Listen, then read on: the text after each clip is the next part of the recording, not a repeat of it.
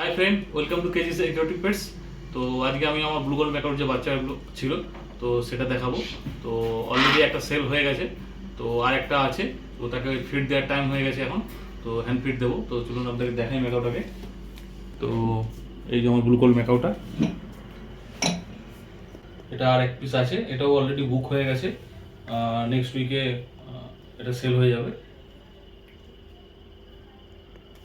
তো হ্যান্ড ফিডটা আমি তৈরি করছি, ভালো করে মিক্স করে নিতে হবে।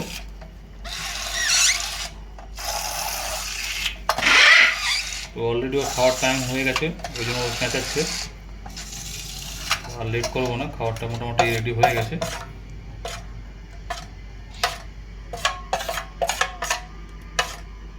আর একটু মিক্স করতে হবে।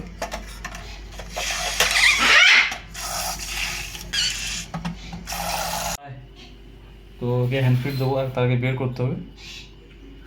আয় আয় আয় আয় আয়।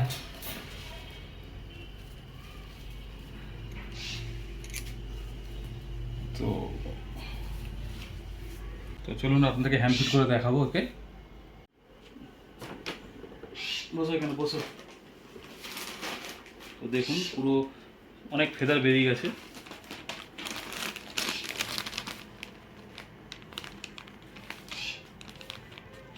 তো বেলির ফেদারগুলো বেরোনো স্টার্ট হয়ে গেছে।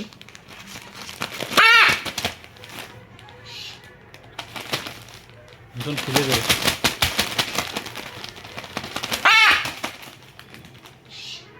হ্যান্ড ফিডটা আমি নিয়ে আসি।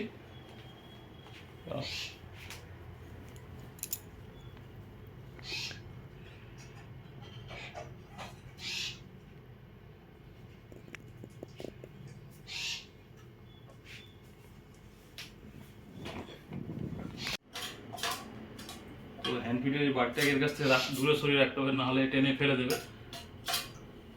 তো টেম্পারেচারটা তার আগে দেখে নিই। টেম্পারেচার ঠিক আছে। আয়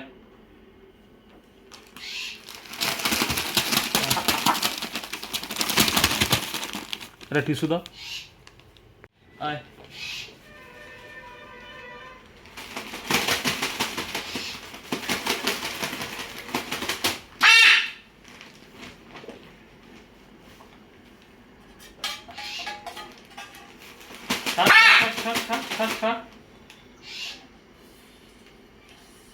তো ম্যাকাও যখন ফিড খাওয়ানোর টাইম হয়ে যায়, তো এদেরকে দূরন্ত দিয়ে দিতে হবে, নাহলে এরা ছাড়বে না আপনাকে।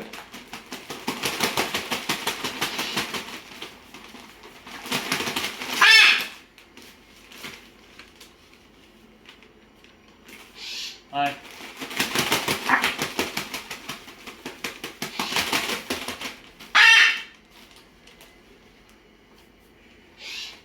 তো ফিড করানো মোটামুটি কমপ্লিট। আরেক সিরিঞ্জ দিই, আরেক সিরিঞ্জ খাবে, ক্রপে আর একটু খাবার যাবে।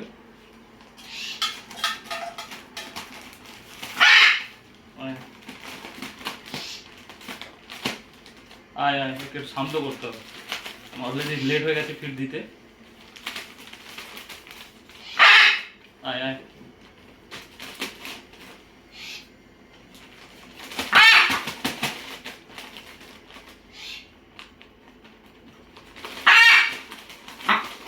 এরা মাঝে মাঝে এমন জোরে কামড়ে দেয়, তো মানে ভীষণ জোরে অ্যাডাল্ট পাখির মতো বাইট দিয়ে দেয় মাঝে মাঝে।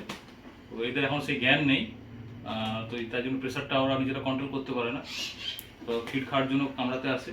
অ্যাকচুয়ালি এরা কামড়াতে চায় না, ফিডটাকে ধরবে বলে ওরা ঠোঁটটাকে লক করতে চায়। তো তখন ওরা অ্যাগ্রেসিভ যখন হয়ে যায় খেতে গিয়ে, তখন ঠোঁটটাকে লক করে দেয়। তো অ্যাকচুয়ালি ওরা কামড়াতে চায় না, আর ওদের নিজেদের প্রেশার সম্বন্ধে এখন আইডিয়া নেই। তো যখন এরা আস্তে আস্তে বড় হবে, তখন এই বাইট করার একটা টেন্ডেন্সিটা কমে যাবে।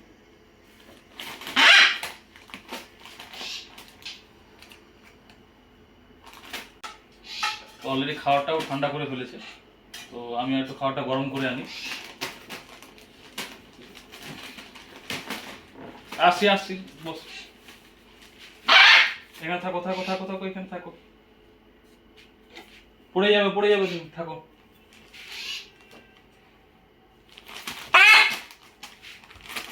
তো খাবারটা গরম করে নিয়ে এসেছি, তো আর একটু ওকে দিয়ে দেবো। আয় আয় আয় আয় আয় আয়।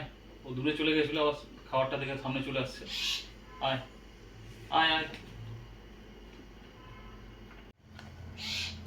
আয় আয়, এদিকে আয়, এদিকে আয়, এদিকে আয়, আয় আয়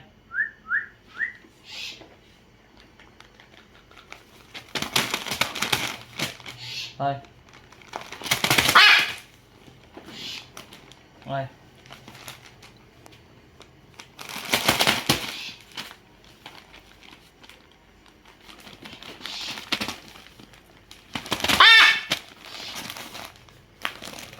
আয়।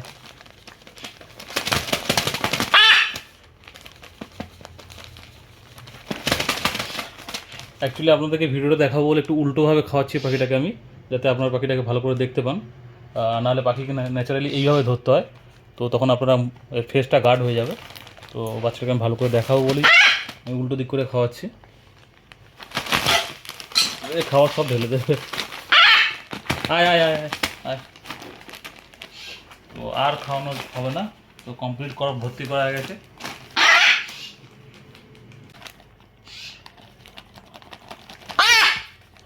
তো এটা অলমোস্ট 70 ডে হয়ে গেছে।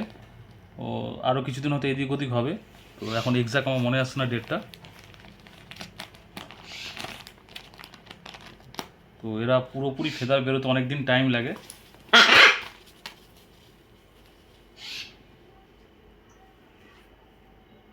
এখনও অনেক ফেদার ফাটেনি, ফাটা বাকি আছে। তো এদের সমস্যা একটা হয়, লেজগুলো বেঁকে যায় বেশি, তো লেজটাকে সোজা করে রাখতে হয় মাঝে মাঝে। ছোটো কেজে রাখলে আরও বেশি বেঁকে যায়, এবং এরা যত নেটের ধারের দিকে বসে বা যখন এরা পটি করে তখন পিছিয়ে যায়, তখন সেই ফলে নেটগুলো বেঁকে যায়। তো খাওয়া হয়ে গেছে, তো এখন একটু আদর খাবে।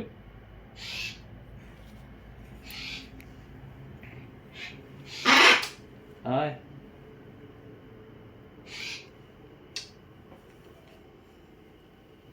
তো ম্যাকাও খুব শখের একটা আমার পাখি। তো ম্যাকাও বাচ্চা হওয়াটা মানে একজন ব্রিডারের কাছে খুব আনন্দের জিনিস। তো আমার কাছে বিগত কয়েক বছর ধরে ম্যাকাও ব্রিড করছে। তো ম্যাকাওটা যদিও আমি 4 বছর কি 5 বছর আগে ম্যাকাওটা কিনেছিলাম, তো নেওয়ার 1-1.5 বছরের পর থেকেই ব্রিড করা আমার চালু হয়ে গেছিলো।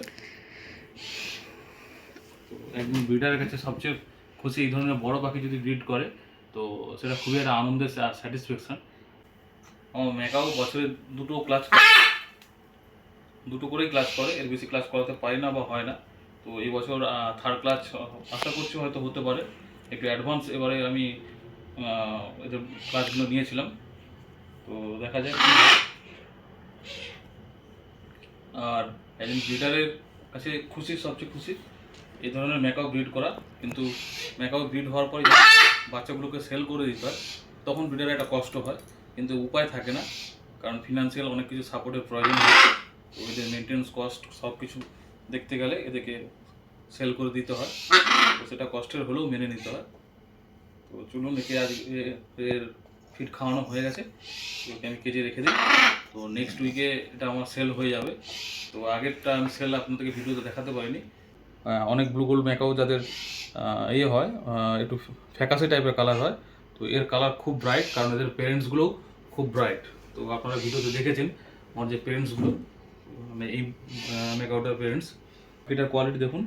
তো বেলির যে কালারগুলো আসা চালু হয়েছে, তো বিশেষ করে এই উইংসে এখানে বোঝা যাচ্ছে কালারগুলো, বা এখানটায় কানের এখানটার ফেদারটা ফেটে গেছে। তো ভীষণ উজ্জ্বল কালার। তো মার্কেটে এরকমই কালারের পাখিকে বলিভিয়ান বলা হয়। তো আমার যে ফিমেলটা আছে, ফিমেল পাখিটা, তো আমার মেল ফিমেল দুটোই বড়ই এক্সেল সাইজ আছে, কিন্তু বলিভিয়ান ম্যাকাও আরও বেশি সাইজ হয়, বড় হয়। তো তার মধ্যে আমার ফিমেলটা মেলের থেকে ছোট হলেও ফিমেল হিসাবে যে সাইজ, মেবি হয়তো আমার ফিমেলটা বলিভিয়ান হতে পারে। তো যারা আরও পাখি এক্সপার্ট তারা হয়তো দেখলে বুঝতে পারবে। তো আমার মনে হয় আমার ফিমেলটা হয়তো বলিভিয়ান টাইপের আছে, তো সে কারণে বাচ্চাগুলোর এত সুন্দর কালার হয়। এগুলোকে বলিভিয়ান বলেও বিক্রি করা যায়। তো আমি বলিভিয়ান বলছি না, আমি নর্মাল ব্লু গোল্ড। তো আর এদেরকে ডিস্টার্ব করবো না। তো সেকেন্ড ক্লাসের বাচ্চাগুলোকে আপনাদেরকে দেখাচ্ছি। তো এইগুলো সেকেন্ড ক্লাসের বাচ্চা, ব্রুডারের লাইটটাকে জ্বালি। তো এই দেখুন সেকেন্ড ক্লাসের বাচ্চা। তো এদেরকে হ্যান্ডফিড আগেই করানো হয়েছে। তো এদের সঙ্গে ওদের টাইমটা আলাদা, হ্যান্ডফিডের টাইম। তো এদেরকে আগে হ্যান্ডফিড করিয়ে আমি ভিডিওটা করেছিলাম বড় পাখিটাকে নিয়ে। তো দেখুন এটা হচ্ছে বড় বাচ্চাটা। আগের ভিডিওতে আপনাকে দেখেছিলাম তখন ছোট অনেক ছিল, তো এখন অনেকটাই বড় হয়ে গেছে। তো পিন ফেদা এদেরও বেরোনো স্টার্ট হয়ে গেছে, ডানায় বড় বড় পিন ফেদা বেরিয়ে গেছে। আর লেজের দিকেও পালক ফাটা শুরু হয়েছে, ব্লু কালারগুলো বেরোনো শুরু করেছে। তো এটা ছোট বাচ্চাটা ঘুমোচ্ছে।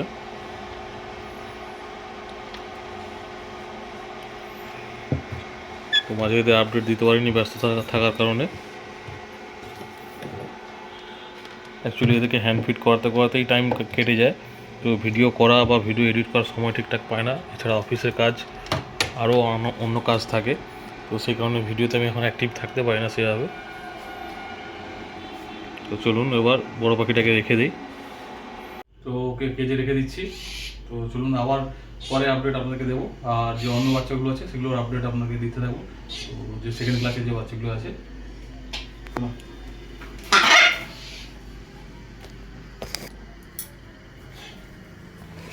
টাটা, রেস্ট নাও। তো রোদের আলো পড়েছে।